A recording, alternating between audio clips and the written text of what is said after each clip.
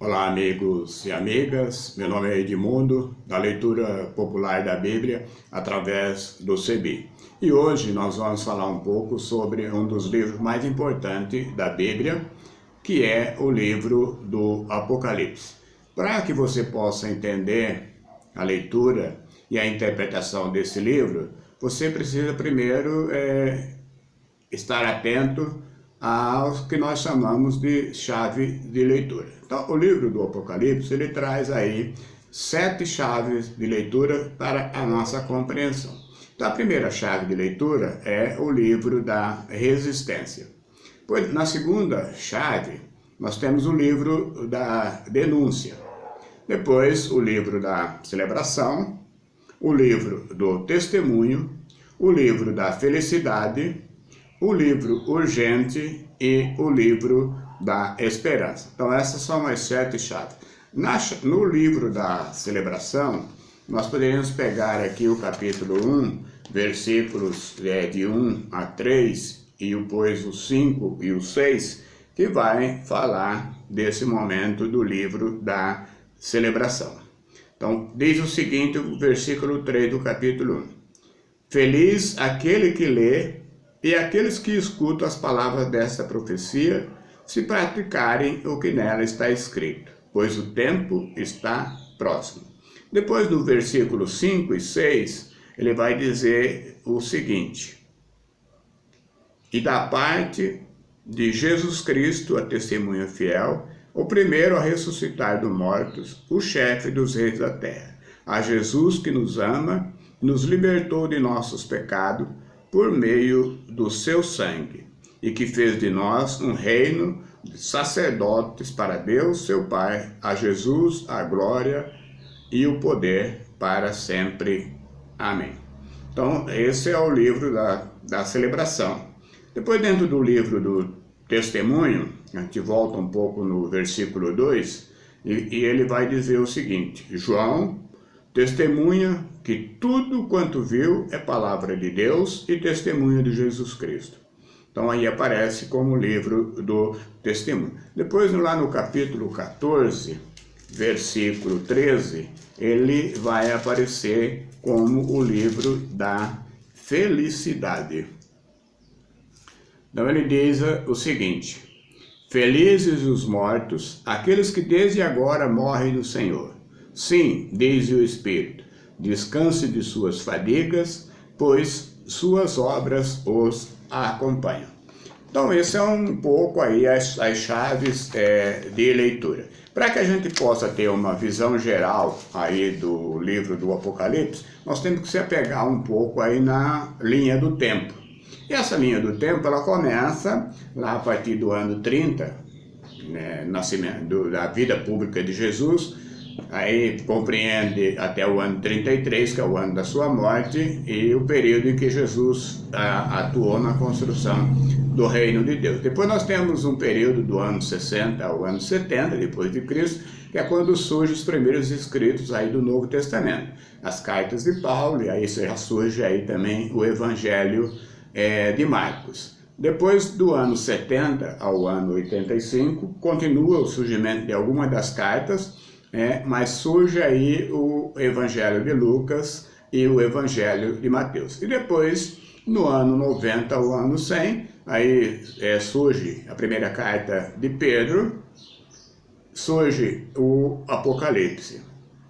Dentro desse contexto, dessa linha do tempo, do ano 30 ao 33, Jesus ele aparece aí na linguagem de muitas pessoas, como o sábio, como o rabi, como o profeta, e ele está dentro de um movimento, e principalmente dos movimentos dos grupos sociais. Nesses grupos sociais, Jesus era chamado muitas vezes de curandeiro, outra hora de rei, de Messias. Então esse era um jeito de uma literatura popular do povo entender a proposta de Jesus. O livro do Apocalipse, ele quer dizer revelação. Então, é revelar aquilo que está escondido. E ele tem aí uma linguagem, que nós chamamos de linguagem de resistência. Um povo que resistiu. Então, aí aparece Jesus e o seu movimento de resistência. E na memória desse povo, ele aparece como um mito, aquele que ensina, aquele que tem um ritual, né? E dentro do escrito há toda uma conjuntura da comunidade. O Frei Carlos Mestre, o nosso maior biblista, ele nos diz que o livro do Apocalipse é o livro da esperança, da coragem e da alegria. Então, dentro de uma visão geral, o que está por trás do livro do Apocalipse? Nós podemos ter aí várias tendências na interpretação do Apocalipse. Há muitas maneiras de explicar e também de interpretar o Apocalipse de João. Por quê? Uns fazem de um jeito, outros fazem de outro. Mas se há várias maneiras, qual que é o jeito certo? Então, há três tendências, que nós chamamos de tendências principais, que nós vamos ver de perto. Alguns dizem, o Apocalipse, ele prediz o desenrolar da história. Outros dizem, o Apocalipse fala do fim do mundo. E outros ainda dizem, o Apocalipse, ele quer animar as comunidades do fim do primeiro século.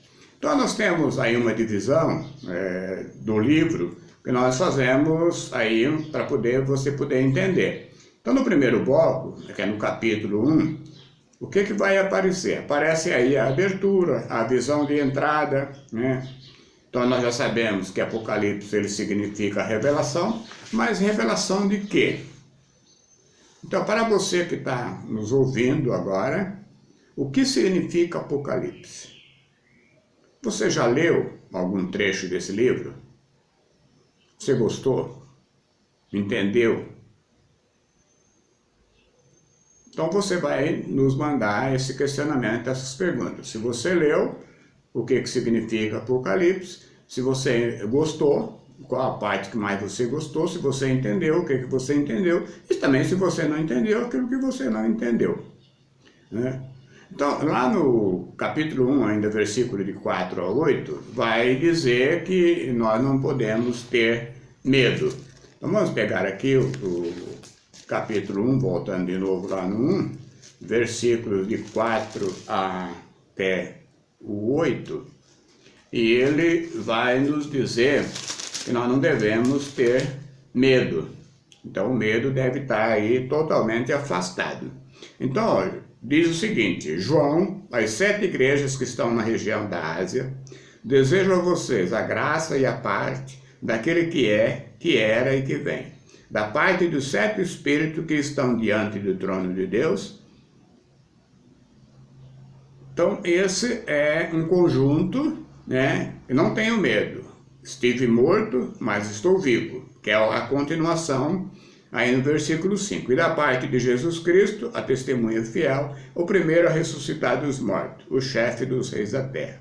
A Jesus, que nos ama e nos libertou de nossos pecados, por meio do seu sangue, e que faz de nós o reino de sacerdote para Deus, seu Pai, a Jesus a glória, o poder para sempre. Amém. No segundo bloco, ele traz aí os capítulo 2, capítulo 3, e fala das comunidades da Ásia Menor. Essas comunidades da Ásia Menor, elas estavam situadas onde é a atual Turquia hoje. E ela fala que as cartas são as cartas de um amigo, né, para essas 7 igrejas. E cada uma dessas cartas, ela tem um esquema literário, né? A primeira coisa que ela cita, que ela é o destinatário. Diz que é destinada ao anjo das 7 igrejas. Este anjo, aqui citado, ele representava e representa as lideranças de nossas comunidades, como representava as lideranças daquela época. Aí, ao remetente, ele diz o seguinte, eu conheço. Então, João estava enviando a carta para alguém conhecido, alguém próximo dele. Na carta tinha o conteúdo, né? Por exemplo, positivo. Ele descreve as qualidades aí de cada uma dessas 7 comunidades, cada uma dessas 7 igrejas. Também tem o negativo, onde descreve pontos negativos. E no final ela tem um mesmo aviso a cada uma dessas 7 igrejas. Todas terminam com uma promessa final. E qual que é essa promessa? Então, as promessas das cartas, elas têm uma ligação. Vamos pegar aqui Éfeso, que está no capítulo 2, versículo 7. Vamos ver o que fala para a comunidade de Éfeso, capítulo 2, versículo 7. Quem tem ouvidos, ouça o que o Espírito diz às igrejas. Ao vencedor, eu darei como prêmio comer da árvore da vida que está no paraíso de Deus. Então, a árvore da vida também aparece na visão final lá do Jerusalém Celeste. Lá no capítulo 22, versículos de 2 a 14, aparece. Então, essa é uma das promessas. Qual que era a grande promessa, a carta a Esmirna? Essa já está no versículo 11. Quem tem ouvidos, ouça o que o Espírito diz às igrejas. O vencedor ficará livre da segunda morte. Então ele promete a vitória aí sobre a segunda morte, de que fala lá o capítulo 20 do livro do Apocalipse, nos versículos 6 a 14. Depois a comunidade de Pérgamo, agora no versículo 17. Quem tem ouvidos, ouça o que o Espírito diz às igrejas. Ao vencedor, darei um prêmio, o maná escondido. Darei também uma pedrinha branca a cada um. Nela está escrito um nome novo, que ninguém conhece, só quem recebeu. Então, para a comunidade de Pérgamo, ele retoma aqui a ideia do nome novo, esse novo nome que ninguém conhece. Isso está lá no capítulo 19, versículo 12 do Apocalipse. Aí para a comunidade de Tiatira, é o versículo 27 e o 28 do capítulo 2. O vencedor governará com cetro de ferro, podendo quebrar as nações como vaso de barro. Pois também eu recebi do Pai esse poder. Vou dar ao vencedor também a estrela da manhã. Quem tem ouvidos, ouça o que o Espírito diz às igrejas. Então, para Tiatira, fala do cetro de ferro e fala também da estrela da manhã, que aparece lá no capítulo 12, versículo 5 do livro do Apocalipse. Para a comunidade de Sardes, está no capítulo 3, versículo 5. O vencedor vestirá a roupa branca, e o nome dele não será apagado do livro da vida. Faço questão de dizer o nome dele diante do meu Pai e dos seus anjos. Quem tem ouvidos, ouça o que o Espírito diz às igrejas. Então aqui, em Sardes, ele menciona a promessa do livro da vida, o qual ele é mencionado também lá no final do livro do Apocalipse, no capítulo 20, versículo de 12 a 15.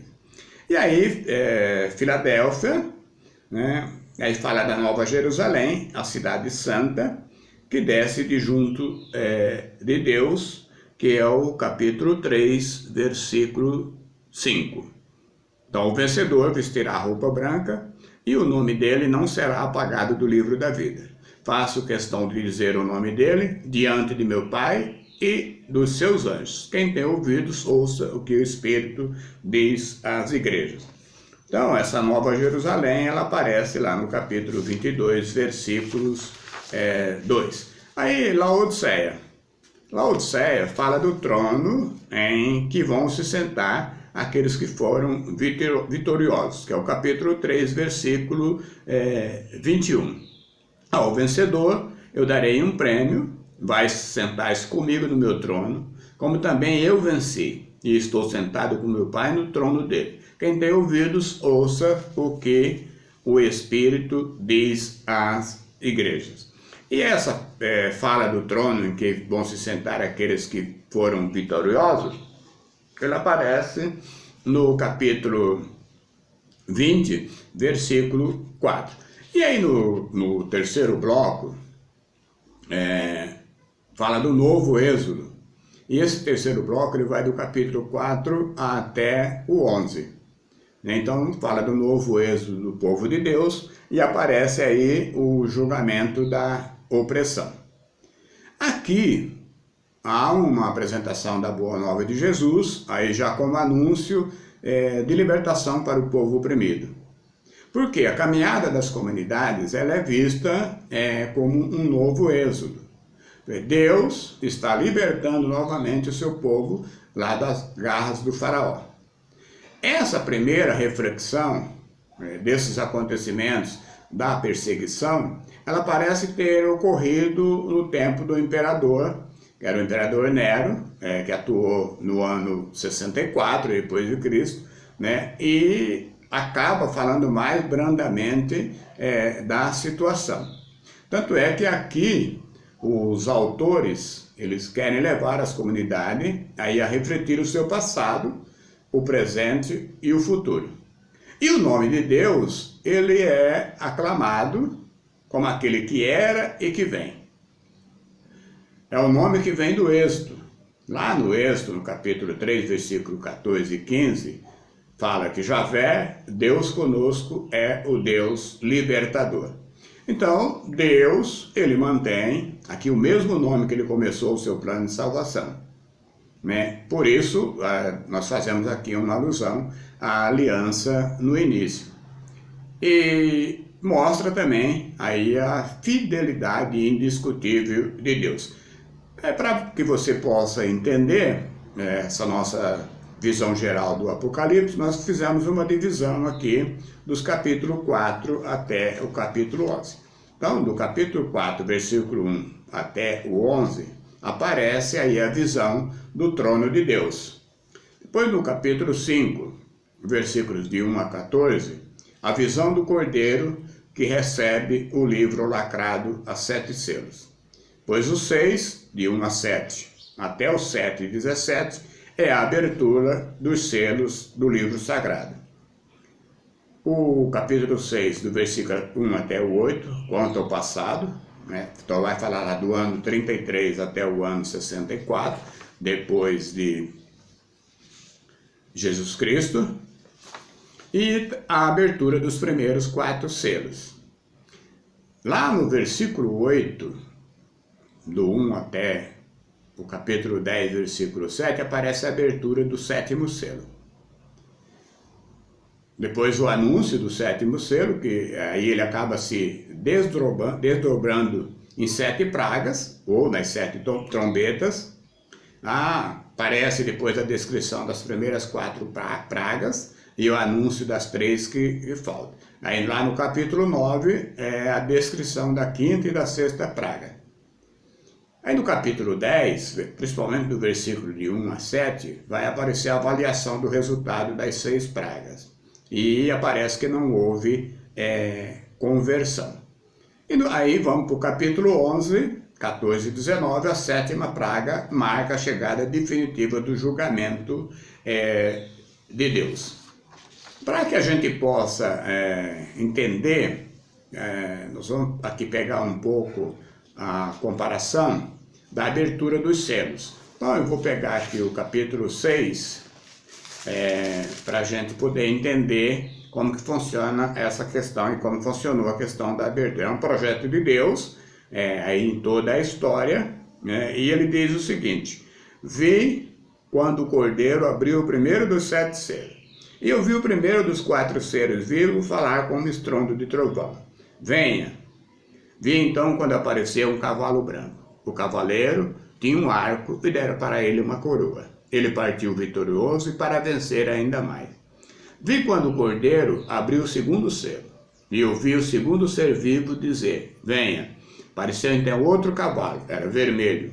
Seu cavaleiro recebeu poder para tirar da terra a paz, a fim de que os homens se matarem uns aos outros, e entregaram para ele uma grande espada. Vi quando o Cordeiro abriu o 3º selo, e ouvi o 3º ser vivo dizer: venha. Apareceu então um cavalo negro.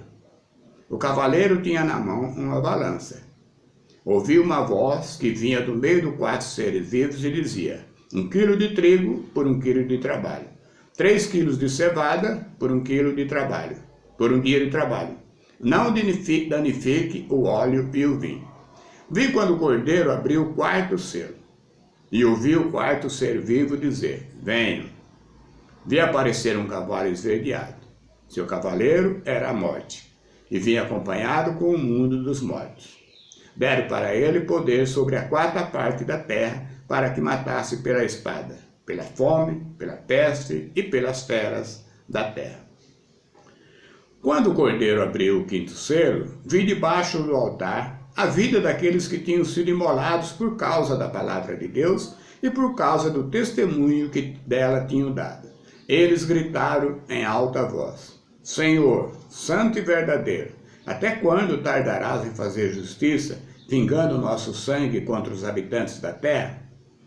Então foi dada a cada um deles uma veste branca. Também foi dito a eles que descansassem mais um pouco de tempo, até que ficasse completo o número de seus companheiros e irmãos que iriam ser mortos com ele. Vi quando o cordeiro abriu o sexto selo. Houve então um grande terremoto. O sol ficou negro como um saco de carvão. A lua inteira cor de sangue. As estrelas do céu despencaram sobre a terra, como pé de figo soltando figos verdes quando bate vento forte. O céu se enrolou, feito folha de pergaminho. As montanhas todas e as ilhas foram arrancadas do lugar. Os reis da terra, os magnatas, os capitães, os ricos e os poderosos, todos, escravos e homens livres, esconderam-se nas cavernas e rochedos da montanha, clamando aos montes e pedras.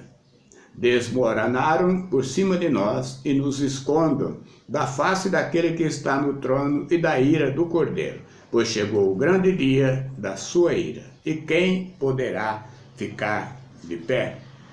Então nós vamos falar aqui um pouco agora dessa abertura dos selos. No primeiro selo, versículos 1 e 2, aparecem as invasões e a passagem dos exércitos inimigos. Depois no 3 e 4, é o cavalo vermelho que vem com as guerras e as matanças. Depois o cavalo preto, que representa aí a fome e a carestia, e o cavalo cor de cadáver, as doenças, né? Que aí aparece a peste, a morte.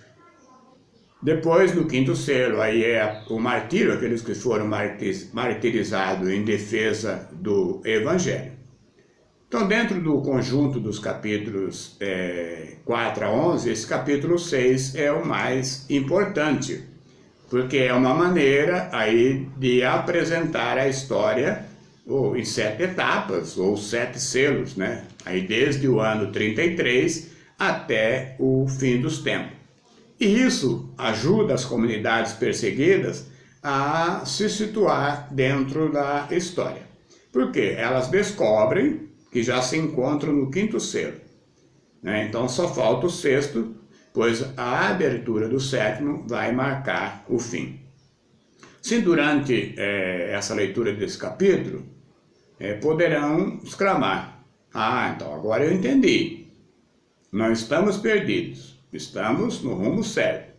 Em vez de chorar e de tremer de medo, as comunidades vão se perguntar: se é esse o sentido da história, então qual que é a nossa missão? E aí, para a gente poder esclarecer um pouco melhor o que nós vimos até agora, eu peguei um exemplo, aí talvez trazendo para os nossos dias de hoje no Brasil, onde o sofrimento do povo é muito grande, foram muito as frustrações aí nesses últimos 65 anos, muita gente desanimou, mas para animar o povo, alguém fez como o João. E aí, nós vamos fazer uma comparação, nós vamos pensar, olhar, que nós estamos lá no passado. Alguém olhou para frente, abriram os 7 selos e aí anunciaram as 7 etapas da nossa história. E aí você que está ouvindo aí, está nos acompanhando, veja se você reconhece algum destes 7 selos da nossa história. Na abertura do primeiro selo, tive uma visão, após um período de 6 anos de guerra, de matança, de fome, destruição, a paz se estabeleceu no mundo inteiro. Mas foi por pouco tempo. Terminou a Guerra Quente e começou a Guerra Fria. Um anjo gritou: os que querem a guerra e a morte estão avançando. Eles agem com muita raiva, pois o tempo deles está limitado. Então foi aberto o primeiro selo. E aquele que detinha o poder, chamado por todos pai dos pobres, foi destituído e se matou para poder viver no coração do povo.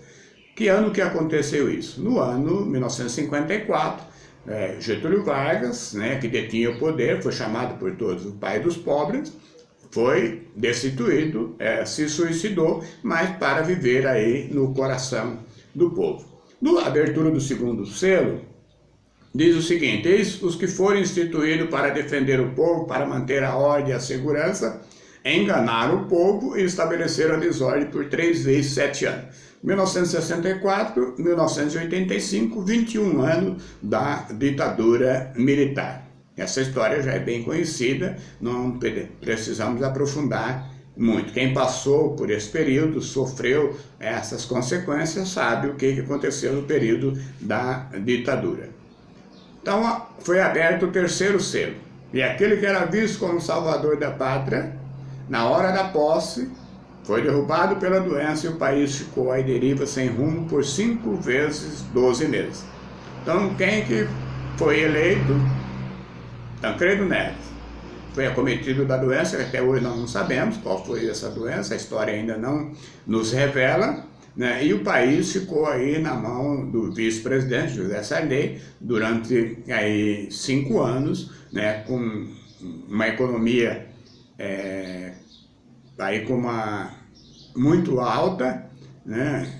E a gente viu tudo o que aconteceu. E aí a abertura do quarto selo, e aquele que havia sido dedicado pelos pobres para reconduzir o povo para a paz foi derrotado aí pela mentira colorida e o país caiu nas trevas. A gente vê o acontecimento, saímos do período da ditadura, a eleição de Tancredo Neves, que não toma posse, assume José Sarney, e vem a eleição de 1989 com o Lula e o Collor.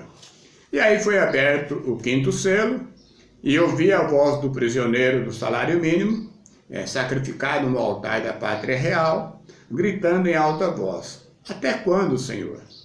E foi-lhe dito: aguente mais um pouco de tempo, pois logo virá o fim e a paz será restabelecida para sempre. E aí, na abertura do sexto selo, um tumulto se fez no céu, o sol escureceu, a lua sangrou, a terra tremeu, o mar transbordou, as estrelas caíram, e dos 4 cantos do universo avançavam os anjos gritando: enfim, será restabelecida a ordem que Deus quis quando criou o mundo. Os grandes do mundo tremeram nos seus palácios e uma voz gritou: é o começo do fim. Então, aí vem a eleição de Luiz Inácio Lula da Silva, né? E o mundo e os grandes, eles estremecem porque não botavam confiança, né? E aí a gente viu que houve aí um governo que lutou a favor dos pobres. Depois acontece todos os períodos da consequência seguinte. E a abertura do sétimo selo, aí um silêncio que percorre a terra, e aí o universo inteiro canta um canto novo. Amém, aleluia, axé. Nós te damos graças, Senhor, porque assumiste o teu grande poder e passaste a reinar. Enfim, a justiça foi eliminada e destruída. Aí a reforma agrária foi feita, agora todos têm o seu lote, a sua casa, seu quintal. Acabou-se a violência, todos vivem com segurança e sem medo. O céu baixou entre nós e a paz chegou e o povo vive feliz para sempre. Então, um pouco apanhado aí desses 7 selos, né? Estava lacrado na mão do Cordeiro, e o Cordeiro que está sentado no trono vai abrindo a cada um deles e contando a sua história, e nós trouxemos essa história para os nossos dias de hoje. Depois a gente tem o quarto bloco, que é o julgamento de Deus, que aí aparece no capítulo 12, né? Deus julga os opressores e julga o povo das comunidades. Depois a inimizade entre a mulher e a serpente, né? E aí aparece presente 2 campos de luta: a besta fera e o exército do Cordeiro. Depois, no capítulo 14, aí vem o futuro, que é o julgamento e a condenação dos opressores do povo de Deus. E ainda retoma aí a luta da mulher contra o dragão, e aí é todo um conflito que atravessa toda a nossa história. E no quinto bloco, aí a gente tem o sonho do povo de Deus, a visão da vitória final, né, que são os capítulos 21 e 22, que a gente vai falar um pouco mais para frente aí de novo céu, uma nova terra, uma nova Jerusalém. Então, para que você possa pensar um pouco e aí produzir a teologia, eu gostaria de colocar aqui um questionamento aqui para você poder pensar. Ler todo o material acima, ou o material que foi colocado, fazer um comentário e dizer qual que é o conteúdo do Apocalipse de João. No próximo vídeo, nós vamos falar a partir do capítulo 12 e a partir do capítulo 13, né, a figura da mulher dentro da história do Apocalipse, né, e a figura da besta através do número 666.